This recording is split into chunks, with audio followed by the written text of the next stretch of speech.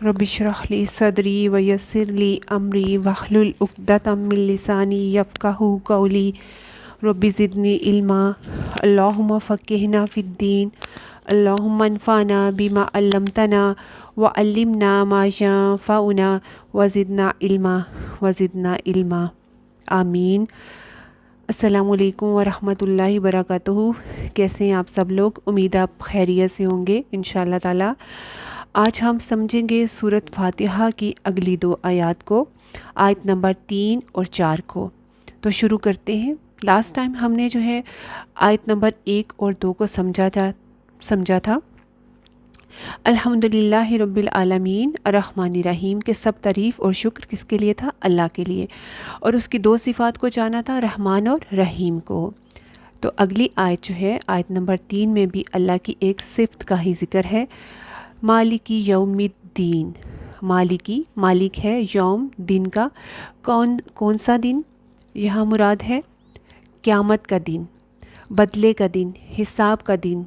मालिकी यौमिद्दीन, दीन कहते हैं किसी अमल की जज़ा सज़ा देना। तो क़यामत के दिन किन अमलों की जज़ा सज़ा मिलेगी? जो हमने दुनिया में इस ज़िंदगी में किए होंगे, अच्छे या बुरे।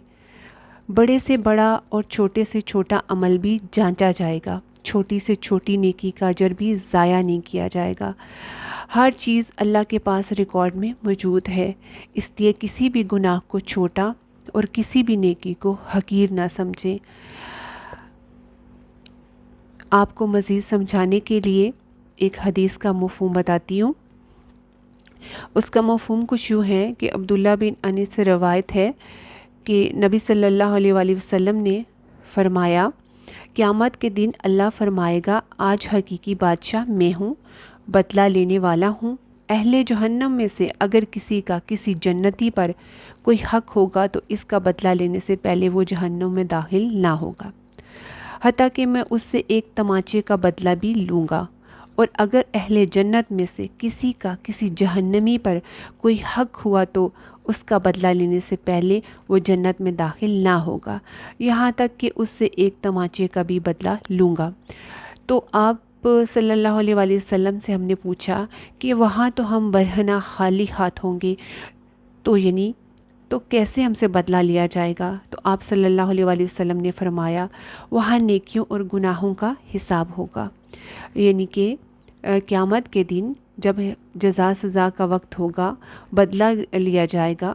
तो बदले के तौर पर सहाबा ने पूछा कि हमारे पास तो कुछ भी देने के लिए नहीं होगा, तो हम क्या देंगे? तो आप सल्लल्लाहु अलैहि वसल्लम ने फरमाया, वहाँ नेकियों और गुनाहों का हिसाब किताब होगा, यानी नेकियों से बदला चुकाया जाएगा। अगर किसी का किसी पर कोई हक़ निकल आया तो फिर बदले में उसे नेकी देनी होगी। तो सोचें, नेकियां तो पहले ही कम होंगी। इस तरह अगर हिसाब में नेकियां कम होती रही तो क्या होगा? नेकियों का पलड़ा हल्का हो जाएगा। फिर हम क्या करेंगे? कभी इस बात पर हमने सोचा, कभी गौर किया? अगर नहीं किया तो अब हम गौर करना शुरू करेंगे इंशाअल्लाह ताला। क्योंकि इस हदीस से हमें क्या समझ आता है कि अल्लाह के हुकूक में, क्योंकि वो गफूर और रहीम है, कोई कमी कोताही हुई तो वो हमें इंशाअल्लाह माफ़ कर देगा, मगर बंदों के हुकूक की माफ़ी नहीं होगी। बंदों के हुकूक कोई मामूली चीज़ नहीं, उनका हिसाब है तमाचा, एक थप्पड़ तक का हिसाब है। तो फिर अपना मुहासबा करें कि हम कितने हुकूकुल इबाद का ख्याल रखते हैं, बदले के दिन का सोच कर कितने मामलात करते हैं। बंदों के हुकूक कोई मामूली बात नहीं कि हम जब दिल करता है किसी के ख़िलाफ़ बात कर लेते हैं, जैसी चाहते हैं गीबत करते हैं और किसी की इज़्ज़त उछालना शुरू कर देते हैं। गीबत में क्या होता है? इज़्ज़त उछाली जाती है। कैसे उसका बदला उतारेंगे? इसलिए अगर दुनिया में किसी इंसान के साथ ज़्यादती की है, किसी भी तरह की, हाँ उसे पता हो या ना हो, उसे माफ़ी मांग लेनी चाहिए। मगर हम तो इन सब बातों को, गीबत को, चुगली को, मुनाफ़क़त को, दूसरों को धोखा देना, दूसरों के साथ मामलात में, रिश्तों में ज़्यादती करना, सबको बहुत मामूली चीज़ समझते हैं। मामूली क्या, बल्कि कभी सोच भी नहीं आती कि हम कुछ गलत करते हैं। اپنے ہر معاملے میں، رشتوں میں، تعلقات میں اس کو ذہن میں رکھا کریں تاکہ بچ جائیں۔ اور اگر کم عقلی اور لا علمی، یعنی جب علم نہیں ہوتا اور کوئی ذاتی غلطی ہو چکی ہے تو دنیا میں ہی حساب کتاب صاف کر لیجئے، اللہ سے بھی توبہ کریں اور بندوں سے بھی معافی مانگیں، ورنہ پھر اپنی نیکیاں تیار رکھیں دوسروں کو دینے کے لیے۔ اور اس سے بڑی بیوقوفی اور جہالت کیا ہو سکتی ہے؟ تو اسی دنیا میں جو بھی ہم غلط کرتے ہیں نقصان کسی کا نہیں، اپنا ہی کرتے ہیں۔ اس لیے میرے اللہ نے انسان کو سمجھانے کے لیے کہ وہ عقل سے کام لے اور اپنا نقصان نہ کرے، یہ کتاب قرآن بھیجا ہدایت کے لیے، رہنمائی کے لیے۔ الحمدللہ اب ہم اپنا نقصان نہیں ہونے دیں گے انشاءاللہ تعالیٰ۔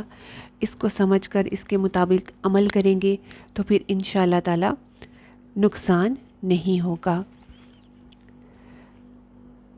آیت نمبر 4 کو اب دیکھتے ہیں۔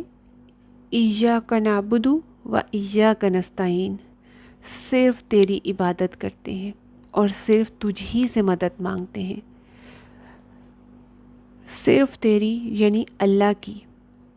عبد عبادت عبودیت کہتے ہیں، عجز و انکساری کا اظہار کرنا، اپنی کمزوری عاجزی کا اظہار کرنا کہ اللہ ہم تیرے ہی بندے ہیں، اور عبادت کرنے کے لیے بھی اور ہر طرح کی رہنمائی کے لیے ہمیں صرف تیری ہی مدد چاہیے۔ یہ جو صرف تیری عبادت اور صرف تجھ سے مدد مانگنا، اس میں بہت گہرائی ہے۔ یہ آیت الحمدللہ شروع سے اللہ نے میرے دل میں بٹھا دی تھی۔ یہ وہ عبدیت اور تعلق ہے جو اللہ کو اپنے اور بندے کے بیچ چاہیے، صرف وہ اور ہم، دونوں کے بیچ تیسرا کوئی نہیں، کوئی بھی نہیں، سوچ بھی نہ آئے۔ وہ مالک، وہ خالق ہے، وہ مددگار ہے، وہ رحیم ہے، وہ رب العالمین ہے۔ مجھے صرف اسی کی عبادت کرنی ہے۔ یہی تو ہماری تخلیق کا بھی مقصد ہے کہ اللہ نے انسان کو اپنی عبادت کے لیے پیدا کیا ہے۔ تو پھر یہ دنیا، اس کے معاملات، رشتے، یہ سب کیا ہے؟ ان سے نکل کر تو ہر وقت ہم عبادت نہیں کر سکتے، مگر جب ہم سب کے ساتھ اور دنیا اور انسانوں کے ساتھ، سب معاملات کے ساتھ اللہ کے احکامات بجا لاتے ہیں، ہر معاملے میں اللہ کے مطابق معاملہ کرتے ہیں، تو یہ سب معاملات، دنیا کے کام بھی اجر کا باعث بن جائیں گے، عبادت بن جائیں گے۔ یعنی کہ نیکی کا کام بھی آپ کو پتہ ہے عبادت ہوتا ہے۔ جیسے حدیث ہے کہ رزق حلال کمانا عین عبادت ہے۔ تو وہ بندہ جو دن بھر محنت کرے گا، مزدوری کو ہی لے لیں، تو پھر کچھ رات کو وہ اپنے گھر والوں کے لیے لے کر جائے گا، سارا دن محنت مزدوری کرے گا، تو کیا ہے اس دوران مشکل سے وہ اپنی نماز ہی پڑھ سکتا ہوگا۔ مگر دوسری طرف دیکھیں، میرا اللہ کتنا محبت کرنے والا ہے، اس کا وہ محنت کا وقت بھی وہ نیکی میں لکھ دے گا، اجر میں لکھ دے گا۔ اسی طرح سے جب ہم خاص عبادات، نماز، قرآن، روزے، حج، عمرہ کے علاوہ جو معاملات بھی اللہ کے مطابق کریں گے، ان پر اجر ملے گا، صرف اللہ کی خاطر، کیونکہ اس جیسا کوئی نہیں۔ وہ خالق ہے، مالک ہے، مدبر ہے، رحمان ہے، رحیم ہے، تو پھر عبادت کا حقدار بھی وہی ہے۔ اور ہم کیا کہتے ہیں اللہ کو؟ وَإِيَّاكَ نَسْتَعِينُ، اور ہم صرف تجھ ہی سے مدد مانگتے ہیں، کیونکہ ہم کیا ہیں؟ کمزور ہیں اللہ، ہم بہت کمزور ہیں، ہر معاملے میں بے بس لاچار۔ جو میرا اللہ چاہتا ہے وہی کرتا ہے۔ اے اللہ ہم تجھ سے ہی مدد مانگتے ہیں، اے اللہ تو ہی ہر معاملے میں ہماری صحیح رہنمائی فرما سکتا ہے۔ اس میں بڑی گہرائی ہے، بہت وسعت ہے کہ ہم کہتے تو ہیں اللہ ہم تجھ سے ہی مدد مانگتے ہیں، مگر دیکھنا ہے کہ ہم مدد مانگنے والی حالت میں کدھر رجوع کرتے ہیں۔ مثلاً کوئی پریشانی ہے، حاجت ہے، مشکل آ گئی ہے، تو پہلے خیال کس کا آتا ہے؟ بندوں کا یا مختلف سورس کا؟ کیا سوچتے ہیں کہ اس معاملے کو کیسے حل کریں، کس کی سفارش ہوگی، کون اس میں کام کرے گا؟ یا پھر اس کے لیے یہ سوچتے ہیں اللہ کے بارے میں پہلا خیال کہ وہی اس معاملے کو صحیح کرنے والا ہے؟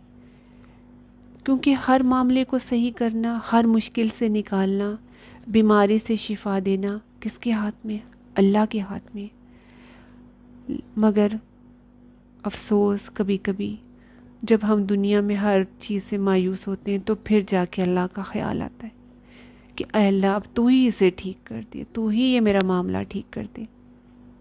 پہلے، سب سے پہلے وہی۔ دنیا کے ذرائع، دنیا کی چیزیں، وسیلے استعمال کرنا کچھ منع نہیں، مگر سب سے پہلے اللہ، اس کو ساتھ لے کے چلنا ہے۔ دعا، میڈیسن کھا رہے ہیں، دوائی کھاتے ہو بھی اللہ تو نے اس سے مجھے شفا دینی ہے۔ کسی کو کوئی کام کے لیے، جائز کے لیے بولنا ہے، سفارش کے لیے، اللہ کرنا تو نے ہے، یہ ایک وسیلہ ہے میرے اللہ۔ تو ہر مشکل، ہر پریشانی، غم اور خوشی میں پہلے اللہ سے مدد مانگنی ہے، رجوع کرنا ہے۔ بندوں سے صرف وہ مانگے جس پر وہ قادر ہے۔ جیسے زندگی اور صحت دیکھیں، کیا کوئی ڈاکٹر دے سکتا ہے؟ تو کیا ہم بیمار ہو کے صحت کے لیے اور زندگی کے لیے سوچیں کہ یہ ڈاکٹر مجھے بچا لے گا؟ نہیں۔ تو ہم بندوں سے وہ امیدیں رکھتے ہیں جو وہ پوری نہیں کر سکتے، جو ان کے اختیار میں نہیں، تو پھر ہم مایوس ہو جاتے ہیں۔ تو اللہ تعالیٰ سے امید رکھنی ہے، اسی سے مدد مانگنی ہے، اسی کی عبادت کرنی ہے۔ امید ہے آج کی آپ کو دونوں آیت نمبر 3 اور 4 اچھی طرح سے سمجھ آ گئی ہوں گی کہ اس میں اللہ تعالیٰ سے ہم کیا کہہ رہے ہیں، کچھ کمٹمنٹس کر رہے ہیں اللہ تعالیٰ سے، اللہ تعالیٰ کو کیا کہہ رہے ہیں اور کیا سمجھ رہے ہیں کہ اللہ تو ہی ہمارا مالک یوم الدین ہے، اس لیے ہم تیری ہی عبادت کرتے ہیں اور تجھ سے ہی سے مدد مانگتے ہیں۔ اب اپنا تزکیہ بھی کریں گے۔ آپ کو معلوم ہے، میں نے کہا تھا ہر آیت میں سے ہم اپنا محاسبہ کیا کریں گے، اپنا تزکیہ کیا کریں گے۔ تو مالک یوم الدین، اللہ نے بدلے کا دن رکھا ہے، یعنی ہمارا ایمان ہے، اسی لیے اس دن میں کامیابی کے لیے محنت کرنی ہے، اللہ کے حکموں پر چلنا ہے، قرآن کا راستہ اپنانا ہے۔ کامیابی کے لیے یہی جنت کا راستہ ہے۔ ایاک نعبد و ایاک نستعین، اور صرف اللہ تیری ہی عبادت ہم کریں گے، اور ہمیشہ کسی بھی مشکل پریشانی، ہر معاملے میں تجھ ہی سے مدد مانگیں گے، تو ہی ہماری رہنمائی کرنا۔ آمین۔ السلام علیکم ورحمۃ اللہ وبرکاتہ۔